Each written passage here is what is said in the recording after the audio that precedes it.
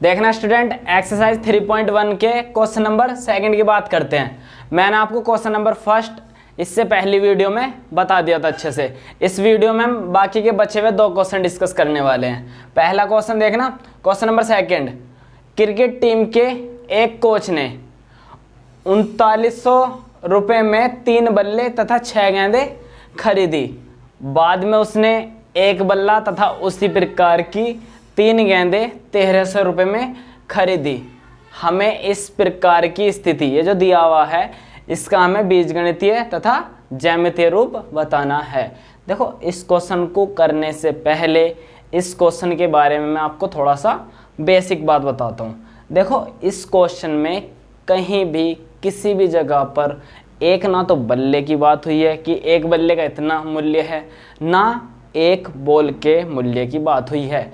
तो देखो, आप सोचो कि अगर मान लो एक बल्ला 100 रुपये का हुआ होता तो 2 बल्ले खरीदने पर उसमें 2 से मल्टीप्लाई हो जाती, क्योंकि एक बल्ला 100 रुपये का तो 2 बल्ले 200 रुपये के। एक बल्ला 100 रुपये का तो 3 बल्ले 300 रुपये के। सही है। इसी प्रकार से हम क्या करेंगे, एक बल्ले का हमें मूल्य पता होना चाहिए, फिर हम उसमें जितने भी बल्ले लेंगे उतने से मल्टीप्लाई कर देंगे। देख लो चाहे तो आप, मान लो एक बल्ला 100 रुपये का, 4 बल्ले लेने हैं तो 400 रुपये पे करने पड़ेंगे। सही है। एक बॉल अगर देखो, एक बॉल 50 रुपये की, तो 2 बॉल लेंगे तो कितना हो जाएगा, 100 रुपये। 2 बॉल कितने हो आएंगी, 100 रुपये की आएंगी। एक बॉल 50 रुपये की है तो 3 बॉल कितने की आएंगी, 150 रुपये की, 150 रुपये की। क्लियर। अभी इसी प्रकार से सोचो कि अगर हमें ये पता चल जाए कि एक बॉल का मूल्य इस क्वेश्चन में क्या है, तो हम इस क्वेश्चन को अच्छे से सोल्व कर पाएंगे। देखना, अगर मैं मान लूँ कि एक बल्ले का मूल्य x रुपये है तो 3 बल्लों का कितना हो जाएगा, 3x। सेम देखो यहाँ पे, जैसे अगर हमने एक बल्ले का मूल्य 100 रुपये मान लिया था तो 2 बल्ले का 200 हो गया था। एक बल्ले का 100 रुपये मूल्य मान लिया था तो 3 बल्ले का 300 हो गया था। अगर मैं एक बल्ले का x रुपये मूल्य मान लूँ तो 3 बल्लों का कितना हो जाएगा, 3x हो जाएगा। इसी प्रकार अगर मैं एक गेंद का मूल्य y रुपये मान लूँ तो फिर 6 गेंदों का कितना हो जाएगा, 6y हो जाएगा। इससे क्वेश्चन सोल्व होने वाला है। तो अब देखो, हम इस क्वेश्चन को कर लेते हैं। देखो कैसे, माना एक बल्ले का मूल्य, एक बल्ले का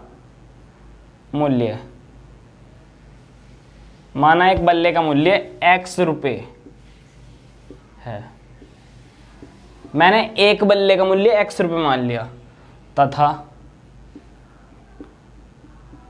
एक गेंद का मूल्य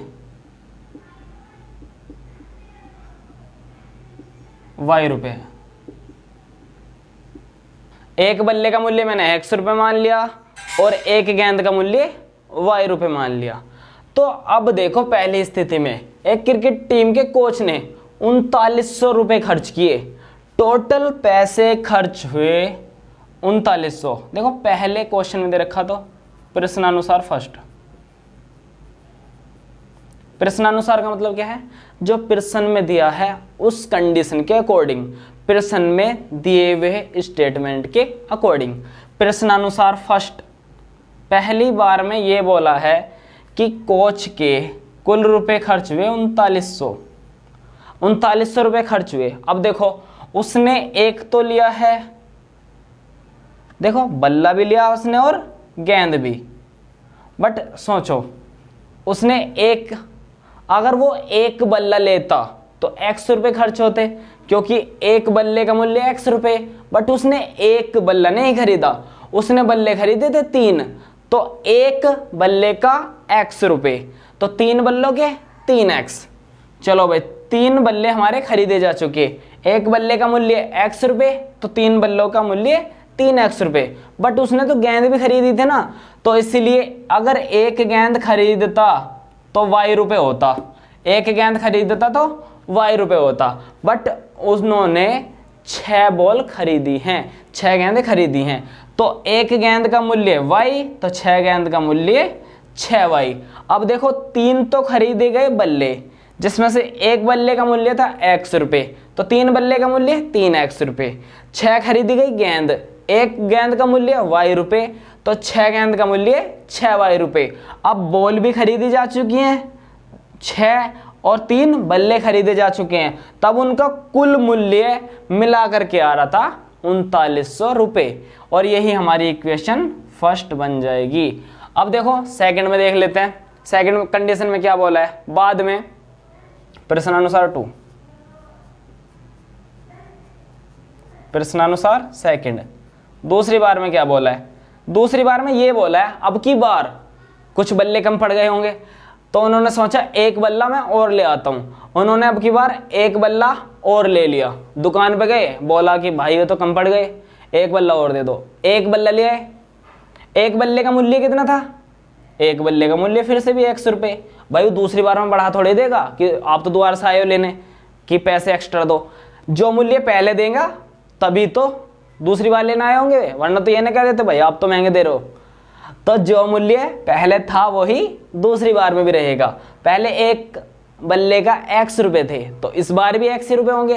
तो अब की बार तो ये एक ही बल्ला खरीद करके ले गए हैं, तो एक बल्ले का मूल्य कितना था x रुपए, बट गेंद इन्हें ज्यादा कम पड़ रही थी। सही है, खेलने वाला कोई तगड़ा होगा। तो देखो इस बार ये 3 बॉल लेकर आए हैं, एक बॉल का मूल्य था y रुपए, तो 3 बॉल का मूल्य 3y रुपए। और इस बार भाई साहब दे गए हैं 1300 रुपए, तो इस बार का खर्च कितना है, 1300 रुपए का खर्च है। सही है। इस बार देखो एक बल्ला खरीदा था, 3 बॉल खरीदी थी, एक बल्ले का मूल्य x रुपए, क्योंकि एक ही खरीदी इसलिए हम x लिखेंगे। 3 खरीदी है बॉल, तो एक बॉल का मूल्य y रुपए, तो 3 बॉल का मूल्य 3y रुपए। बॉल खरीदा, बल्ला खरीदा, कुल खर्च हुआ 1300 रुपए। ये बन जाएगी हमारी इक्वेशन नंबर सेकंड। देखो जो हमारा एक्स वाई चर अचर की फॉर्म में जो इक्वेशंस बनती हैं वो हमारा बीजगणितीय रूप होता है, और जब हम उसका ग्राफ बना देते हैं तो वो हमारा ज्यामितीय रूप होता है।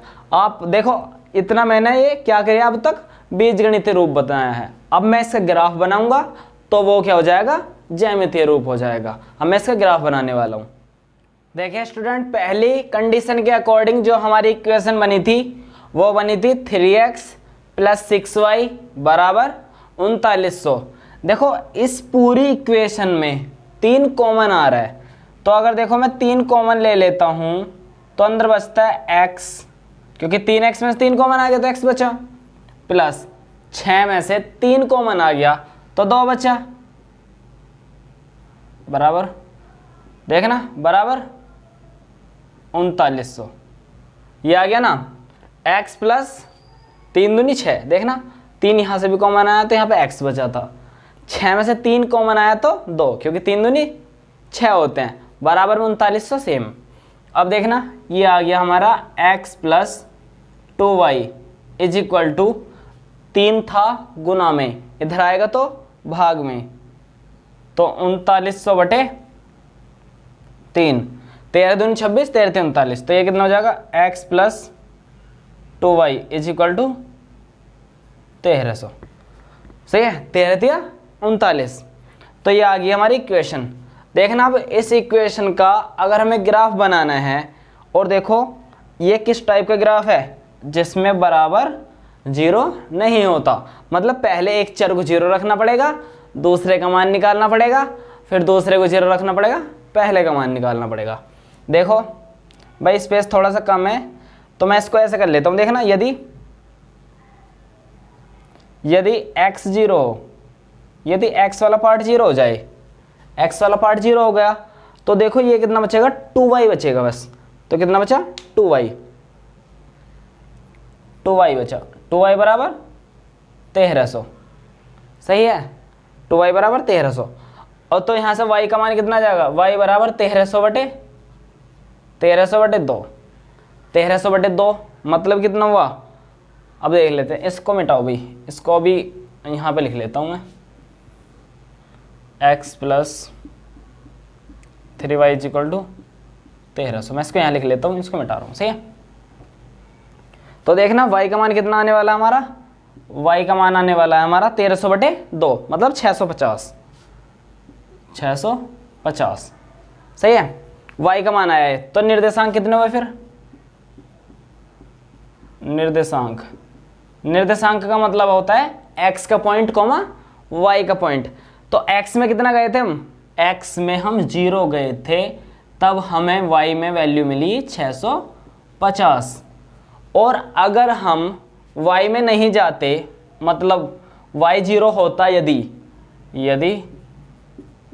y 0 होता, देखो ये मेथड होता है इसके ग्राफ बनाने का। पहले किसी एक चर को 0 रख लेते हैं, दूसरे का मान निकाल देते हैं, वहां से निर्देशांक देख लेते हैं। पहले हमने x को 0 रखा था तो y का मान आया था 650।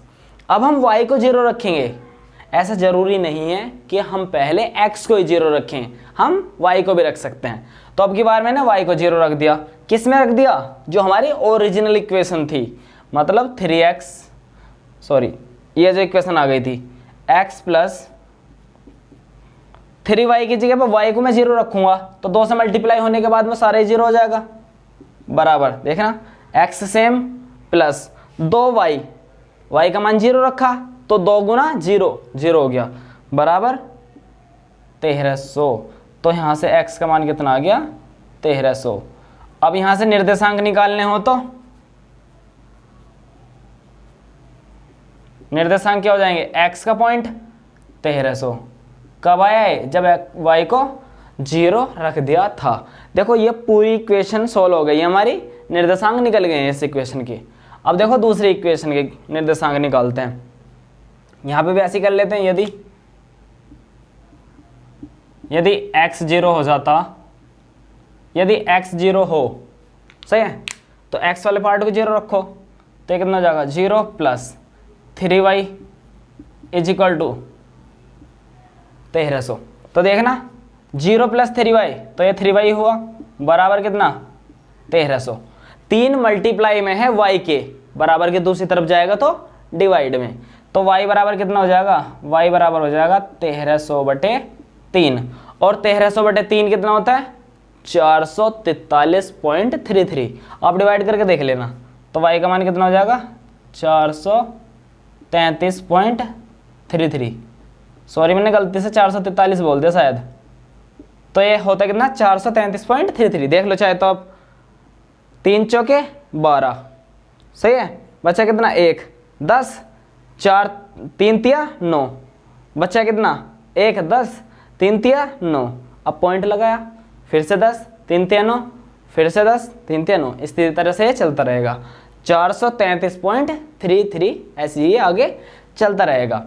तो ये निर्देशांक देखना है यहाँ से कितना है,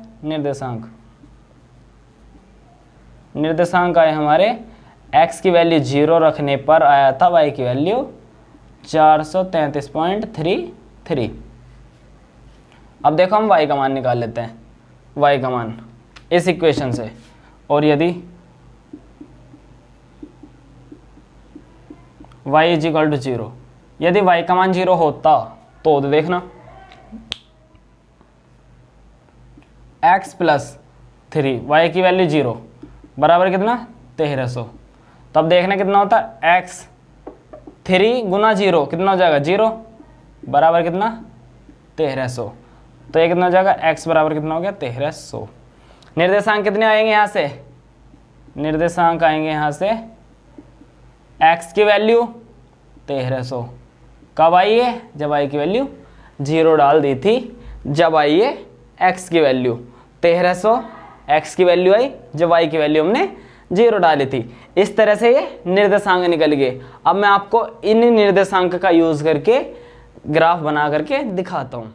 देखना स्टूडेंट, ये जो हमारे पॉइंट आए थे, जो हमारे निर्देशांक आए थे, पहली इक्वेशन को सॉल्व करके आए थे। जब हमने x की वैल्यू 0 रखी थी तो y की वैल्यू आई थी 650, और जिस टाइम पे हमने y की वैल्यू 0 रखी थी तो आई थी 1300। मैंने इस इक्वेशन के जो पहली इक्वेशन थी उसके दोनों के दोनों निर्देशांक मैंने एक साथ लिख लिए, और देखो दूसरी इक्वेशन के निर्देशांक मैंने एक साथ रख लिए। जब x की वैल्यू 0 रखी थी तो y की वैल्यू आई थी 433.33, और जब हमने y की वैल्यू 0 रखी थी तो x की आई थी 1300 मान आया था उसका। तो अब देखो इन निर्देशांकों की हेल्प से मैं ग्राफ बनाना चाहता हूं। तो देखो मैं सबसे पहले क्या करूंगा, एक बड़ा सा काटतीय तल बना लूंगा। काटतीय तल उस तल को कहते हैं जहां पे x एक्सिस y एक्सिस पर वास्तविक संख्याएं लिखी होती है। देखना, तो ये क्या हो जाएगा, x अक्ष, ये हो जाएगा हमारा x अक्ष, और ये क्या हो जाएगा, y अक्ष। सही है। और ये क्या हो जाएगा हमारा माइनस के y अक्ष, और ये हो जाएगा माइनस के x अक्ष, और बीचों बीच होता हमारा मूल बिंदु। सही है, 0,0। अब देखो मैं यहाँ पे जो नंबर लिखूंगा वो 200 के डिफरेंस पे लिखूंगा, मतलब 200 के डिफरेंस पे। वो मैं ऐसा क्यों कर रहा हूँ आपको इस चीज़ से अंदाज़ा लग जाएगा, क्योंकि नंबर हैं बहुत ही बड़े बड़े नंबर हैं, 650, 1300। तो अगर हम इनको 1 करके लिखने लग जाए ना तो हमारी हालत ख़राब कर देंगे ये। तो इसलिए मैं 200 के इंटरवल में लिखूंगा इनको, मतलब सेम गैप पे 200। तो यहाँ पे 200, यहाँ पे भी 200, तो 200 का गैप रखना हमें। तो 200 + 200 400, इसी तरह से 400, 600, 800। सही है। x में मैक्सिमम वैल्यू कितनी जा सकते हैं हम, 1300 जा रहे हैं। तो इसी तरह से हमारा ये क्या बन जाएगा, 1000। सही है। और ये थोड़ा सा इसको आगे लिख लो, ये 1200, और इससे जस्ट थोड़ा सा आगे आ रहा होगा 1300, क्योंकि अब की बार क्या आएगा, 1400 आएगा ना, अब की बार 1400 आएगा, बट हमें लेना 1300, तो इसके बीच में रहा होगा 1300। सही है, यहाँ क्या रहा होगा 1300, समझ जाना भाई। सही है। ऐसे हमने 200 के डिफरेंस पे लिखा, 200, 400, 600, 800, 1000, 1200, 1400। तो 1200 और 1400 के बीच में तो रहा होगा 1300। चलो हमने क्या करा, x एक्सिस पे तो लिख लिया, ये हमारा था x अक्ष। अब y अक्ष पे भी लिख लेंगे। तो y अक्ष पे देखना, y अक्ष पे भी देख लो, 200, 400 और 600। इसको भी भाई थोड़ा सा आगे बढ़ा लेते हैं, मैं इसको रेड पेन से दिखाता हूँ आपको। देखना 600, और इससे जस्ट थोड़ा सा ऊपर कितना आ रहा होगा, इससे इनके बीच में आ रहा होगा। देखना 200, 400, 600, 800। अब की बार क्या आएगा, अब की बार आएगा 800 आएगा अब की बार। तो उसके बीच में क्या रहा होगा, 700। देखो इनके बीच में क्या रहा होगा, 700 रहा होगा, बट हमें लेना है 650 तक। हमें क्या लेना है, 650। तो 650 किससे रहा होगा, 700 और 600 के बीच में। तो यहाँ क्या रहा होगा, 650 रहा होगा। समझ लो इस बात को, 200, 400, 600, फिर 800, और 600 और 800 के बीच में रहा होगा 700, और 700 और 600 के बीच में कितना रहा होगा, 650। देखो मैंने ऐसे नंबर क्यों लिए हैं, आपको जिस टाइम पे मैं इनको पॉइंट को दिखाऊंगा वहाँ पे, उस टाइम पे समझ आ जाएगा। देखो निगेटिव में वैल्यू है नहीं, कोई सी भी वैल्यू निगेटिव में नहीं दिख रही, तो आप थोड़ा सा माइंड का भी यूज़ कर सकते हो कि निगेटिव पे ना भी लिखोगे तो भी चल जाएगा, लिखोगे तो भी कोई दिक्कत नहीं है। देखो पॉइंटों की बात करते हैं। हमारी पहली इक्वेशन के पॉइंट थे 0,650। मतलब समझो क्या है, x की वैल्यू 0 रखने पर y की वैल्यू 650 आ रही थी, या जिस टाइम पे हम x में नहीं गए थे तो टोटली हम 650 तक y में ही गए थे। मतलब y में कहाँ गए, यहाँ तक, और x में गए ही नहीं। x में 0 थी वैल्यू, टोटली y में थे हम, टोटली y में थे। तो हमारा पॉइंट था ये, हमारा पॉइंट क्या था, ये पॉइंट था हमारा। सही है, 650। तो इस पॉइंट को हम क्या लिख सकते हैं, 0,650। 50 लिख सकते हैं, क्योंकि इसमें x तो है ही नहीं, टोटली y है। चलो भाई अब देख लेते हैं। और जिस टाइम पे हम y में 0 थे, x में गए थे 1300। जिस टाइम पे हम y में 0 थे तो टोटली x में गए होंगे, और x में कितने गए थे हम? 1300 गए थे। ये था हमारा 1300 वाली लाइन। तो इस पॉइंट को हम देखना यहाँ लिख रहे हैं, तो इसे क्या लिखेंगे? 1300,0। सही है। जिस टाइम पे आप पेन पेपर से बनाओगे ना पेपर पे, तो उस टाइम पे इस पॉइंट को यहाँ लिखना। मैंने तो आपको दिखा दिया कि ये जो पॉइंट है ना वो क्या है? 1300,0। अब इसको यहाँ पे लोकेट करोगे। सही है। तो अब देखो, पहली वाली इक्वेशन के अकॉर्डिंग जब x की वैल्यू 0 थी तो y की वैल्यू थी 650, और जिस टाइम पे y की वैल्यू 0 थी तो x की वैल्यू थी 1300। अब इन दोनों पॉइंट को हम मिला देंगे, इन दोनों पॉइंट को बिल्कुल हम मिला देंगे। भाई देखो मेरा हाथ हिल जाता है थोड़ा थोड़ा, तो इसको बिल्कुल स्केल से बना लेना आप, बिल्कुल स्ट्रेट लाइन से। तो ये लाइन कुछ इस तरह से होकर के जाएगी। x में तो कट करके जाएगी 1300 को, और y में कट करके जाएगी 650 को। तो ये ग्राफ हमारा काहे का है? ये ग्राफ है हमारा, किसका ग्राफ है? 3x plus 6y is equal to 3900 का ग्राफ है ये पहला। चलो पहला ग्राफ बन चुका। अब दूसरा ग्राफ देख लो भाई। जिस टाइम पे वैल्यू x में 0 थी तो y में थी 433.33, तो 400 मतलब 433.33। तो देखो ये कहाँ पर आ रहा होगा? 400 और 600 के बीच में आ रहा होगा 500, ऐसा अंदाजा लगाया करो। 400 और 600 के बीच में आ रहा होगा 500, बट हमें चाहिए 533, तो यहाँ पे हुआ होगा 500, यहाँ पे क्या रहा होगा? 500। हमें 500 से थोड़ा सा कम चाहिए, तो इसके बीच से 600 और 400 का बीच से थोड़ा सा नीचे लेंगे, क्योंकि हमें 433 लेना है। तो 433 तो किससे? 400 से थोड़ा सा ऊपर रहा होगा, यहाँ पे कहीं। सही है। फिर से समझो इस बात को। 400 और 600 के बीच में, देखो बीच में, बिल्कुल जस्ट बीच में कितना रहा होगा? 500 रहा होगा। 400 500 600, और 500 और 400 के बीच में कितना रहा होगा? 450। तो हमें बीच से थोड़ा सा नीचे लेना है, बीच से थोड़ा सा नीचे। जिस टाइम पर आप पेन पेपर में कर रहे होंगे ना, तो बिल्कुल एग्जैक्ट बनाना। तो 400 से जस्ट थोड़ा सा ऊपर 433 हम ले सकते हैं। तो ये वो पॉइंट है 400, x की वैल्यू क्या थी? x की वैल्यू थी 0, और y की वैल्यू कितनी? 433.33।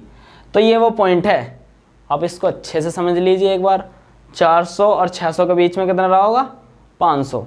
ये जो लाइन है ऊपर वाली डार्क ब्लैक, तो ये कितनी होगी? 400 और 600 के बीच में 500। और देखो 500 और 400 के बीच में कितना रहा होगा? 450। बट हमें 450 से भी थोड़ा सा नीचे लेना है, क्योंकि हमें लेना है 433। समझ गए? तो इसलिए 450 से भी थोड़ा सा नीचे आएगा। अब देखो हमें y का पॉइंट पता चल गया, बट x में देखना। x में जिस टाइम पे y 0 था तो x में हम 1300 गए थे, यहाँ पे भी हम 1300 को ही कट करेंगे। ये भी ग्राफ हमारा y में तो जा रहा 433, बट x में ये भी हमारा 1300 को कट करके जाएगा। तो ये देखना, ये कुछ इस तरह से आएगा, और ये इस तरह से कट करके जाएगा। भाई मेरे पास स्केल नहीं है, तो थोड़ी सी लाइनें टेढ़ी मेढ़ी भाग रही हैं। सही है। ये इस तरह से कट करके जाएगा। y में जाएगा 433.33 को, और x में जाएगा 1300 को। दोनों ही ग्राफ x में तो 1300 को कट करके जाएंगे, और जो 3x प्लस 6y बराबर 3900 का ग्राफ है वो y में 650 को कट करके जाएगा। और जो देखना x प्लस 3y बराबर 1300 का ग्राफ है, ये किसका ग्राफ था? ये था x प्लस 3y बराबर 1300 का ग्राफ। ये y में कट करेगा 433.33 को, और x में कट करेगा 1300 को। आप इस ग्राफ को अच्छे से नोट कर लीजिए, इस पूरे क्वेश्चन को अच्छे से समझ लीजिए। एक बार वीडियो को रिवर्स करके दोबारा से देख लीजिए। अगर समझ में नहीं आता है तो भी आप इसको एक बार दोबारा जरूर देखिए, आपको समझ में आएगा, अच्छे से समझाया हुआ मैंने। और ये हमारा मूल बिंदु था, इसको लिख सकते हो आप चाहो तो, नोट कीजिए। देखना स्टूडेंट, एक्सरसाइज 3.1 का क्वेश्चन नंबर 3 बिल्कुल सेम है जिस तरह से हमने क्वेश्चन नंबर 2 किया था। देख लो चाहे तो पढ़ करके।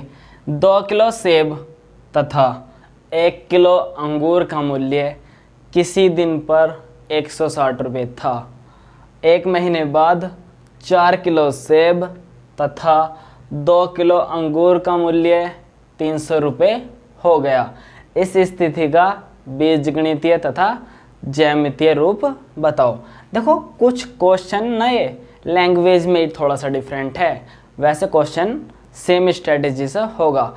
मैं चाहता तो इसको स्किप करा सकता था, बट आप कमेंट में लिख दोगे कि ये क्वेश्चन तो कराया नहीं, इसलिए मैं इस क्वेश्चन को पूरा सॉल्व करा देता हूँ। देखो सॉल्यूशन, भाई देखो इसमें भी ना कहीं पे ये नहीं लिखा हुआ कि 1 किलो सेब का मूल्य कितना है या 1 किलो अंगूर का मूल्य कितना है। तो मान लेते हैं, माना 1 किलोग्राम सेब का मूल्य X रुपये है। सही है, मैंने क्या किया, 1 किलो सेब का मूल्य X रुपये मान लिया तथा 1 किलोग्राम अंगूर का मूल्य Y रुपये है। सही है भाई। देखो 1 किलो अगर हम सेब लेते हैं तो हमें X रुपये देने पड़ेंगे, और अगर हम 1 किलो अंगूर लेते हैं तो हमें Y रुपये देने पड़ेंगे। बट देखो हमने सेब 1 किलो नहीं लिए, 1 किलो सेब लेता, अगर 1 किलो सेब लेता तो X रुपये देने पड़ते पहले क्वेश्चन के अकॉर्डिंग। देखना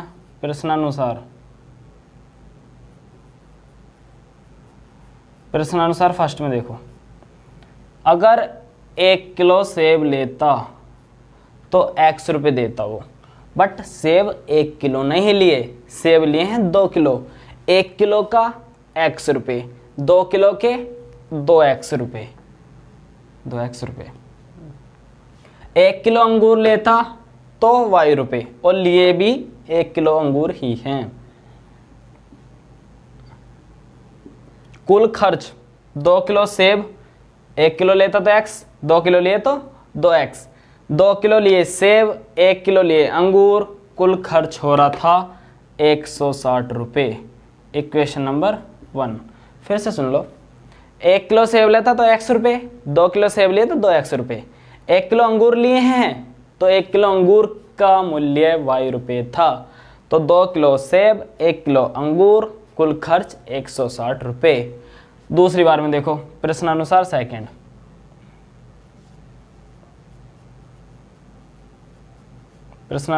में देख लो। इस बार 4 किलो सेब लिए, 1 किलो सेब लेता तो कितना खर्च होता, 1x। 1 किलो खर्च लेता मतलब 1 किलो अगर वो सेब लेता, काट दे भाई यहाँ से थोड़ा सा। देखना प्रश्नानुसार सेकंड, 4 किलो सेब लिए इस बार, 2 किलो अंगूर लिए इस बार। तो देखो 4 किलो ले रहा है सेब, 1 किलो सेब लेता तो X रुपये खर्च होता। 4 किलो सेब लिए इसलिए 4X रुपये खर्च हुए, प्लस अब की बार देखना 2 किलो अंगूर लिए हैं, 1 किलो अंगूर का मूल्य Y रुपये, 2 किलो अंगूर का मूल्य 2Y रुपये, कुल खर्च 300 रुपये। Equation number second. अभी मत बनाओ सेकंड, देखना कुछ कॉमन आएगा। इस बार क्या करा, बंदे ने 4 किलो सेब लिए, 2 किलो अंगूर लिए, 4 किलो सेब लिए, 1 किलो सेब का मूल्य X रुपये, 4 किलो सेब का मूल्य 4X रुपये, 2 किलो अंगूर लिए, 1 किलो अंगूर का मूल्य Y रुपये, 2 किलो अंगूर का मूल्य 2Y रुपये, कुल खर्च हुआ 300 रुपये। देखो यहाँ से मैं 2 कॉमन ले सकता हूँ, 2 आ गया कॉमन, तो कितना बचा 2x प्लस 2y में से 2 कॉमन आ गया तो y इज इक्वल टू कितना 300। 2 गुना में इधर आएगा तो भाग में, तो कितना हो जाएगा 2x प्लस वाई बराबर 300/2, तो कितना जाएगा 2x plus Y, 2x plus Y बराबर कितना आ गया 150 दूनी 300, 2 से काट देंगे तो कितना जाएगा 150। Equation number second.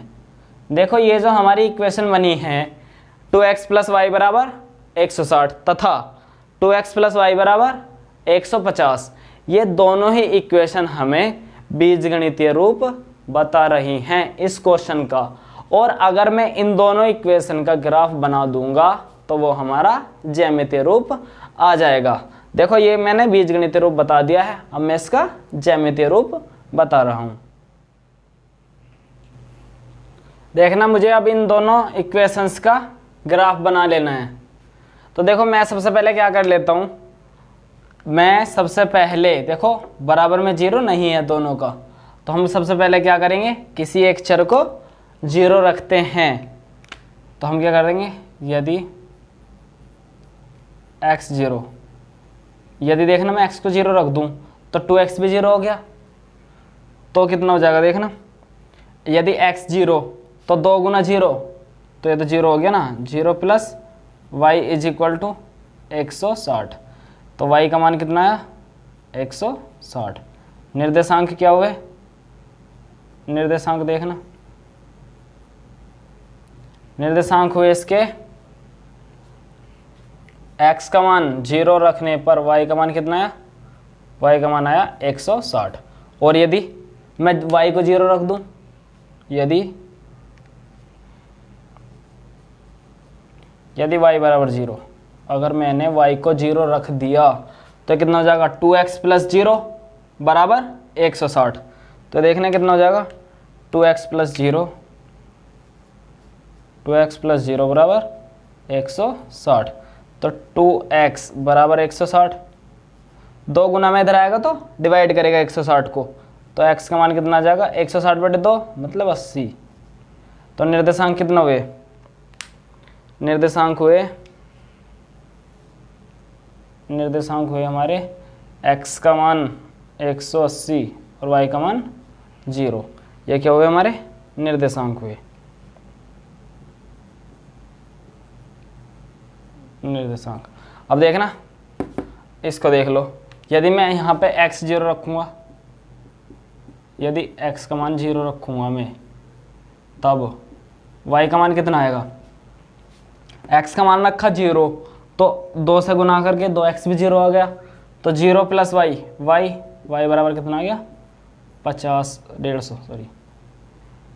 देखना अगर मैंने x का मान 0 रखा तो 2 गुना 0 प्लस y बराबर 150, तो 2 गुना 0 0 प्लस y बराबर 150।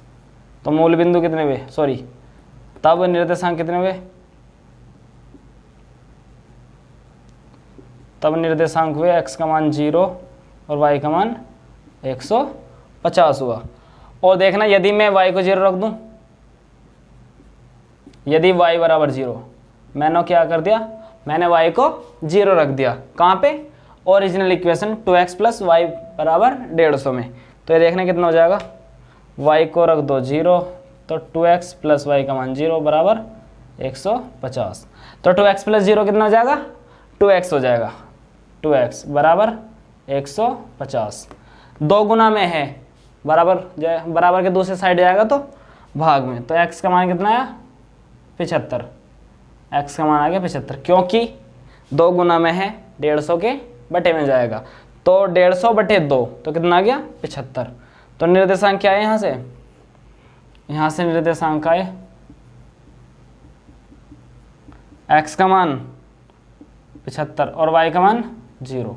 अब इन निर्देशांकों को, निर्देशांक कौन कौन से 0, 160 पहली इक्वेशन का पहले निर्देशांक, और दूसरा 80, 0 पहले इक्वेशन का दूसरा निर्देशांक, दूसरी इक्वेशन का पहला निर्देशांक 0,150 और दूसरा निर्देशांक 75,0। इन सभी निर्देशांकों का यूज करके मैं क्या करूंगा, अब ग्राफ बनाऊंगा।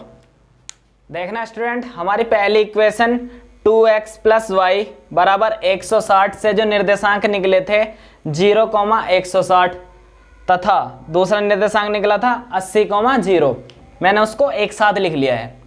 तथा दूसरी इक्वेशन 2x + y बराबर 150 से दो निर्देशांक निकले थे, मैंने पहले निर्देशांक को लिख लिया 0,150 और दूसरा निर्देशांक क्या था, 75,0 था। तो अब देखो इसी चीज को मैं क्या करता हूं, ग्राफ पे बना लेता हूं। ग्राफ मतलब कार्तीतल, मैं इसको कार्तीतल पे दिखा देता हूं। तो देखो कार्तीतल पे इसको मैं बताता हूं आपको लेकर के। कार्तीतल में जो देखना, कार्तीतल में दो अक्ष होते हैं, एक होता है एक्स अक्ष, जो सीधे हाथ की तरफ होता है वो एक्स अक्ष, जो ऊपर की साइड होता है तो वाई अक्ष होता है, और जो नीचे की साइड में होता है वो माइनस के वाई अक्ष होता है, और उल्टे हाथ की तरफ पे क्या होता है, माइनस के एक्स अक्ष। सीधे हाथ की तरफ पॉजिटिव एक्स अक्ष, उल्टे हाथ की तरफ माइनस के एक्स अक्ष, ऊपर की साइड में पॉजिटिव वाई, नीचे की साइड में नेगेटिव वाई। अब देखना, अब मुझे इन पॉइंट को एक्स एक्सिस पे दिखाना है। देखो पहले एक्स एक्सिस पे कुछ पॉइंट नोट कर लेते हैं। देखना हमें मैक्सिमम पॉइंट 160 तक जा रहा है, तो डिफरेंस हम अगर 40-40 का ले लें तो देखो 1 2 3 4 40 80 120 और ये कितना जाएगा, 40 दूनी 80 और 40 दिया 120 और 40 चौका 160। इसी तरह से इन्फिनिटी तक वैल्यू जा रही है। मैंने 40-40 के डिफरेंस पे लिया है। ऊपर की साइड में देख लो 40 80 120 और ये कितना हो जाएगा 160। इसी तरह से ये वैल्यूज हो जाएंगी। तो देखना, अब अगर मैं x की वैल्यू 0 डालूंगा तो y की वैल्यू 160 आएगी। x की वैल्यू 0 डालने पे y की वैल्यू 160, x की वैल्यू 0 डालेंगे तो y की वैल्यू 160 आ रही है, 0,160। और देखना अगर मैं y की वैल्यू 0 डाल रहा हूं तो x की वैल्यू 80 आ रही है, y की वैल्यू 0 डाल रहा हूं तो x की वैल्यू 80 आ रही है। ये है वो पॉइंट 80,0, y की वैल्यू 0, x की वैल्यू 80। अब इन दोनों पॉइंटों को मैं मिला दूंगा और ये जो हमारा ग्राफ बन जाएगा ये होगा 2x + y = 160 का ग्राफ।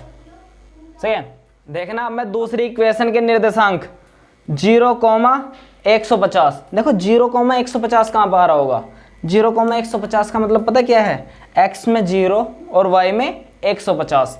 x में अगर 0 हो तो y में 150। देखो 150 160 के जस्ट नीचे आ रहा होगा।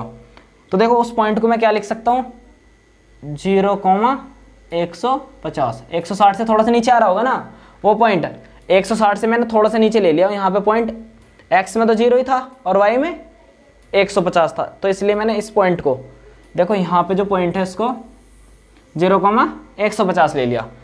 अब देखो दूसरा में पॉइंट लेना 0,75। x में 0, x में क्या लेना 0, और देखना y में 0 और x में 75, y में 0 और x में 75, तो 80 से थोड़ा सा आगे आएगा 75। ये है वो पॉइंट, x में तो 75 और y में 0, ये वो पॉइंट है 80 से थोड़ा सा आगे। तो देखो अगर मैं इन पॉइंटों को आपस में मिला दूं तो वो कुछ इस तरह से हमारा ग्राफ जा रहा होगा आगे। सही है। देखो ये जो 2x + y = 150 का ग्राफ है वो y में कट करेगा 150 को और x में कट करेगा 75 को, और जो पहली वाली इक्वेशन थी 2x प्लस वाई बराबर 160, उसमें y में कट करेगा 160 को और x में कट करेगा 80 को। तो आप इस क्वेश्चन को अच्छे से एक बार फिर से देख लीजिए, वीडियो पॉज कीजिए, थोड़ी सी पीछे कीजिए, और अगर समझ नहीं आता तो उसको दोबारा देख लीजिए। अगर आपको समझ में आ गया